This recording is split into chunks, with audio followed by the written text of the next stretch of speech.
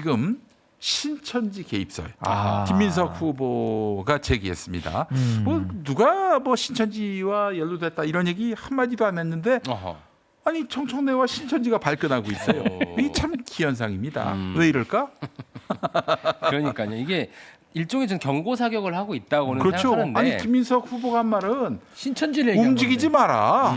그 활동하지 꼼짝마. 말아라. 신천지 꼼짝 이건 저 말아라. 민주당 경선에 네. 개입하지 말아라. 이 얘기 정도인데 지금 무슨 특정 후보를 저격한 것으로 받아들이는 후보와 아하. 또 신천지가 있습니다. 발끈을 하죠. 발끈. 예. 그러니까 일단 이렇게 절체절명의 선거에서 이기고 있는 것으로 평가받고 있는데 김민석 후보가 저렇게 얘기하는 데는 저는 뭐 이유는 있을 거라고 생각합니다. 좀 입증 책임을 지셔야 될 상황은 올 건데 어쨌든 일종의 저는 판도라의 상자가 열릴 것 같다는 걱정 아닌 걱정이 들어요.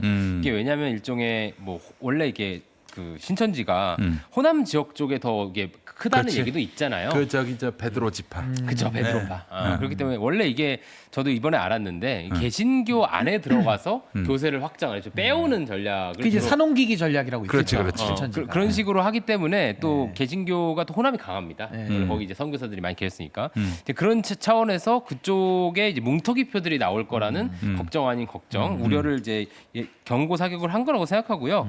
이게 왜 또 중요하냐면 1인 1표제의 또 역설을 드러내는 겁니다.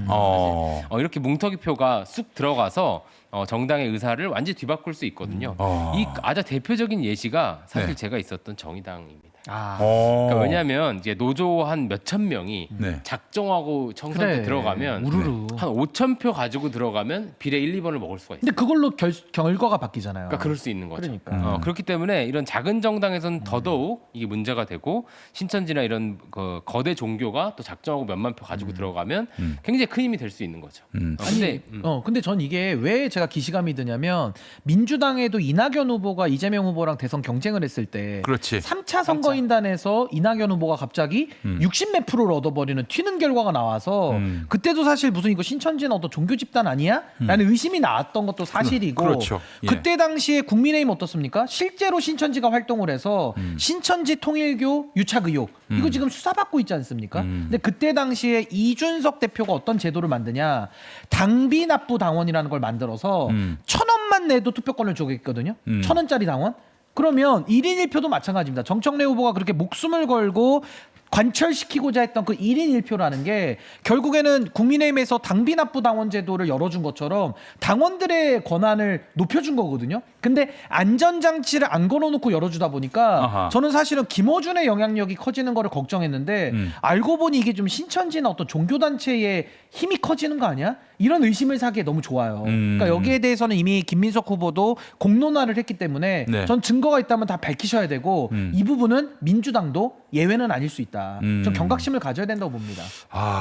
염려가 돼요. 그래서 네. 저 신천지가 정말 개입을 해가지고 이게 물론 100만이 넘는 당원들이기 때문에 조직표가 가동되더라도 한계가 있겠다라는 생각은 하지만 혹시 2021년 10월 10일 민주당 대선 후보 경선 당시 이낙연이 60%가 넘는 어우, 이 말도 결과가 안 되죠. 재현되는 것은 아닌지 하는 염려가 남아 있어요. 걱정되죠. 실제 네. 있던 사례니까.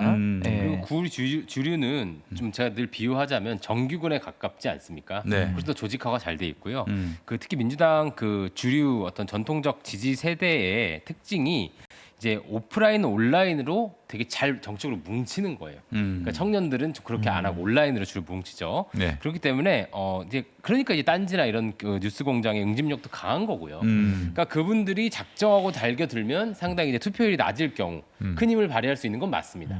그렇기 때문에 좀 더 투표율을 높이고 대중정당으로 강화하는 것밖에 방법이 없어요, 이건. 그래서 김민석 후보도 그렇죠. 전 당원이 투표해달라라고 얘기를 하고 있는 거 아니겠어요? 그러니까 이게 1인 1표제가 무조건 선이 아닌 거예요. 원래 모든 정당들이 뭐 여론조사 넣고 이러는 게 민심과 당심을 최대한 일치시키려고 애를 쓰는 건데 무조건 당심만 중요하다고 1인 1표제만 신주단지처럼 하면 사실 이제 예전에 윤석열 정부 때도 자기가 원하는 당대표를 뽑고 싶을 때 그 당심 100% 선거를 밀어붙이는 거거든요. 그러니까 꼭 그게 정답은 아니다. 그 말씀 드립니다. 그러니까 이거예요. 1인 1표제가 유효하려면 네. 정보가 균일하게 공개가 돼야 되고요. 그렇지. 예. 당원들이 n분의 1로 참여할 권한이 동등하게 주어졌을 때 1인 1표가 효력을 갖는 거거든요. 근데 그런 안전장치나 보조장치 없이 그냥 1인 1표를 열잖아요. 그럼 김어준의 힘이 세집니다. 내지는 통일교나 신천지가 당원들 우르르 몰고 들어왔을 때 그냥 그 사람들이 민의를 갖다가 왜곡해서 자기들이 당을 접수하는 그 문을 열어주는 거거든요. 그러니까 저도 1인 1표를 반대하는 게 아니라 1인 1표다운 실질적인 1인 1표를 해야 되는데 정청래 후보가 뭐가 그렇게 급했는지 계속 안전장치 없이도 밀어붙였기 때문에 저는 지금 신천지 유착 의혹 이거 만약에 사실로 드러나면요. 이 의도 때문에 1인 1표를 열었구나라고 연결이 된단 말이죠. 그래서 저는 만약에 정청래 대표도 그게 아니라면 떳떳하다면 신천지를 지금 비판해야지 신천지 의혹을 제기한 김민석 후보 쪽이나 그 문제 제기를 하는 사람들에 대해서 총구를 날릴 필요가 없다. 저는 그렇게 봅니다. 신천지 특검이 정청래 대표가 대표로 있을 때 이 보류가 됐어요.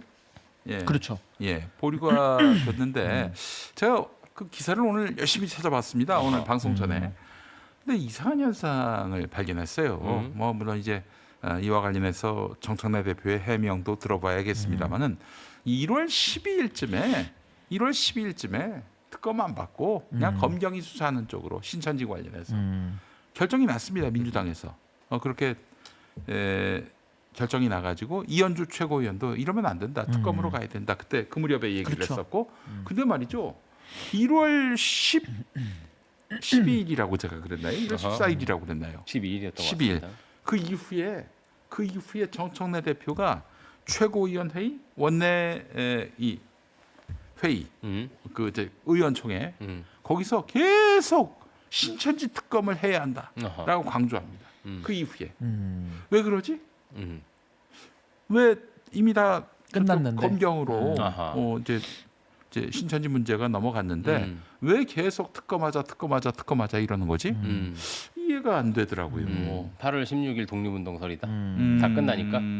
그러니까 이제 자기는 신천지 특검을 마지막까지 했다. 요구를 했다. 요구했다.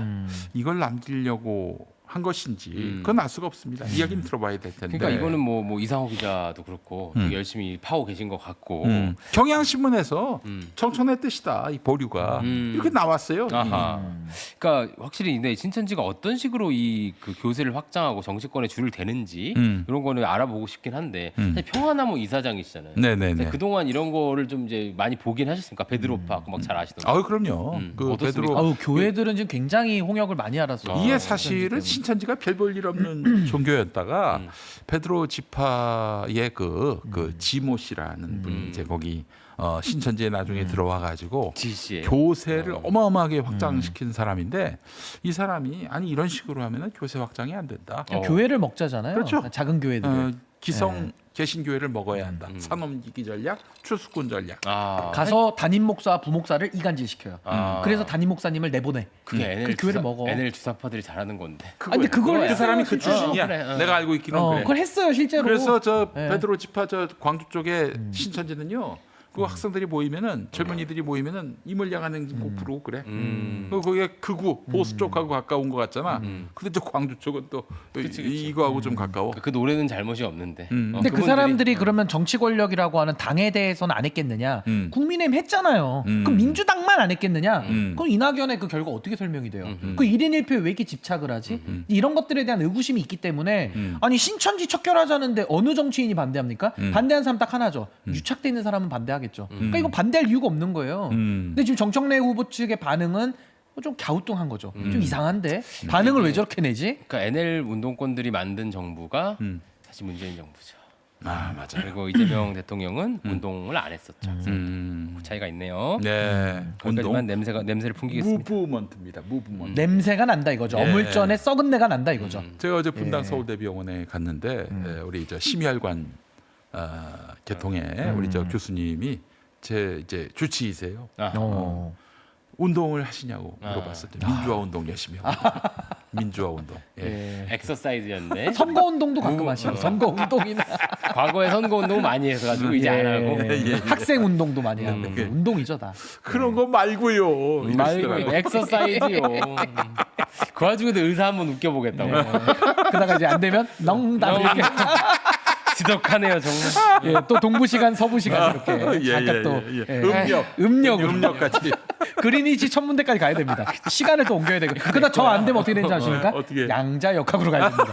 최민희 버전으로 가서 아, 그래요. 양자 역학을 써야 됩니다. 나도 평행 공부해야겠네. 우주에서는 시간을 움직여야 됩니다. 네. 양자 역학으로. 나도 가서. 공부해야겠네. 양자 역학. 그렇습니다. 최민희 의원이 공부하는데 다 이유가 있을 겁니다. 알겠습니다. 알겠습니다. 농담으로. 예, 농담.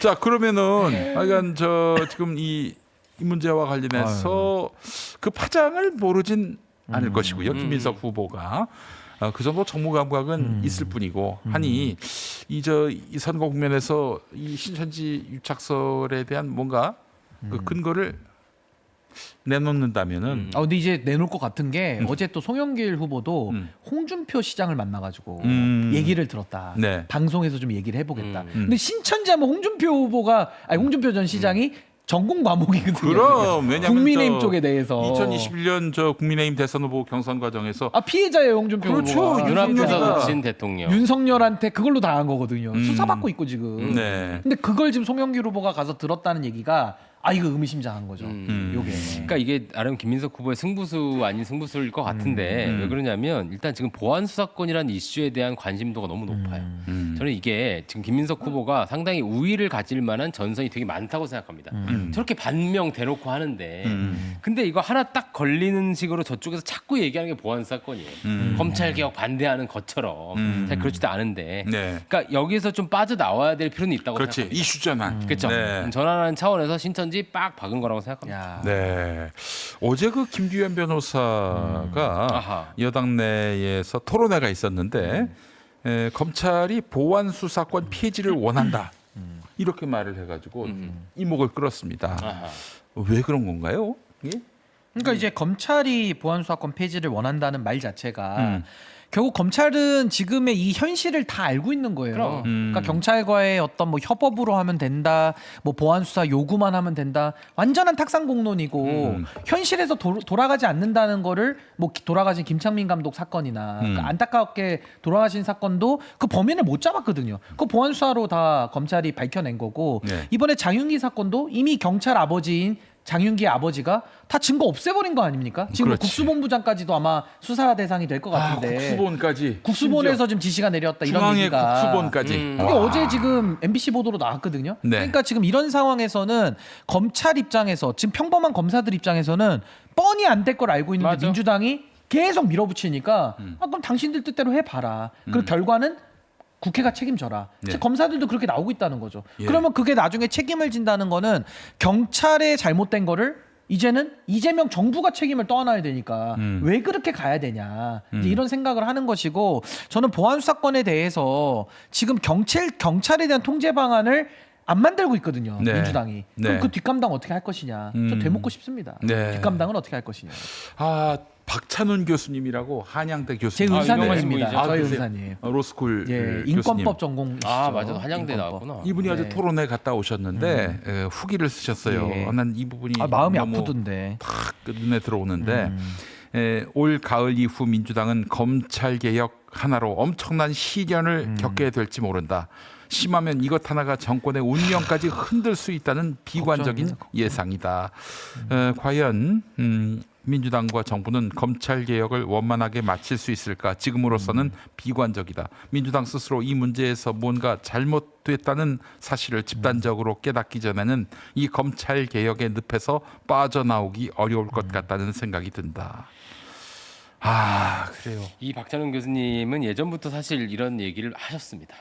그리고 예전부터 이런 얘기를 하셨다는 이유로 그 민주당 지지층으로부터 엄청 린치를 당했습니다. 그렇기 때문에 이걸 보시는 분들이라도 페북 만약 가시면 좋아요 하나씩 눌러주시고 사실 이 얘기를 똑같이 일관되게 하셨던 분이에요. 이런 분이 끝까지 말씀을 해주셔서 저는 감사하다는 생각이 들고 사실 어제 그 민주당 의총 네. 우리 용역 동무 예. 김규현 변호사의 네. 대단한 활약이었던 것 같고 그러니까 방첩사를 없애야 되는데 이제 전방 보병사는 없앨라 그런다 이런 식의 비유도 참 좋았던 것 같아요. 네. 근데 그 와중에도 우리 법사위원장 서영교 의원님 공소처법 만들어질 때 이미 검사 직무에서 수사 삭제됐기 때문에 그것이 당론이다. 당론이라고 주장을 하시더라고요. 일국의 상원 의원 법사위원장님이신데 그러면서 검사에게 보안 수사권 안 줄 생각이다. 네. 이렇게 확정을 다 해놓으시더라고. 수기를 하라 그랬는데도. 네. 그러니까 김기현 우리 동무가 아무리 저희 가서 얘기를 하면 뭐 합니까? 답정너예요. 그냥. 입만 아파 이제 이렇게 되면. 그러니까. 네.